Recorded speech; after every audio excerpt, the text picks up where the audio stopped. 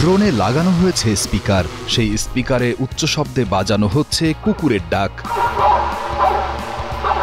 ড্রোনে আরও সংযুক্ত করা হয়েছে চোখ, আরও আছে পটকাবাজি লঞ্চার। এটি কোনো খেলার জিনিস নয়, এটি হলো ভালুক তাড়ানোর জন্য হান্টিং ড্রোন। অদ্ভুত দেখতে এই ড্রোনটি তৈরি করেছে অ্যারো জাপান নামের একটি সংস্থা।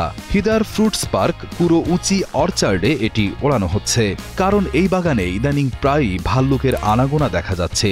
তারা এসে আপেল আর পিচ গাছ তছনছ করে দিচ্ছে।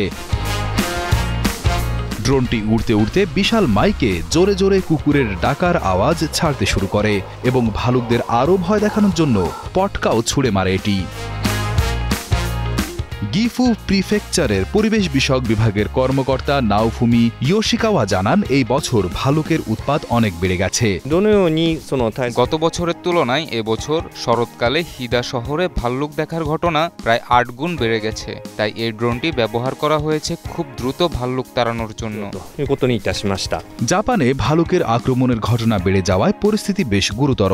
পাবলিক ব্রডকাস্টার NHK-র তথ্য অনুযায়ী গত এপ্রিল মাস থেকে শুরু করে এবছর পর্যন্ত রেকর্ড 220 জন মানুষ ভালুকের আক্রমণে আহত হয়েছেন। এদের মধ্যে 13 জন মারা গেছেন, যার মধ্যে গত মাসেই মারা গেছেন 7 জন। কারণ এই সময়ে ভালুকেরা শীত নিদ্রার আগে প্রচুর খাবার খোঁজে।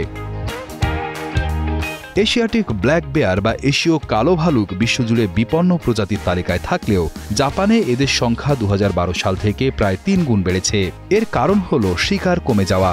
বিশেষজ্ঞরা বলছেন, জলবায়ু পরিবর্তনের কারণে ভালুকের প্রাকৃতিক খাবার যেমন আখরোট এবং বিচ নাটসের ফলন কমে গেছে। অন্যদিকে গ্রামের লোক সংখ্যা কমে যাওয়া এবং পরিত্যক্ত খামার বাড়ি বেড়ে যাওয়ায় ভালুকেরা মানুষের কাছাকাছি খাবারের খোঁজে আসতে সাহস পাচ্ছে।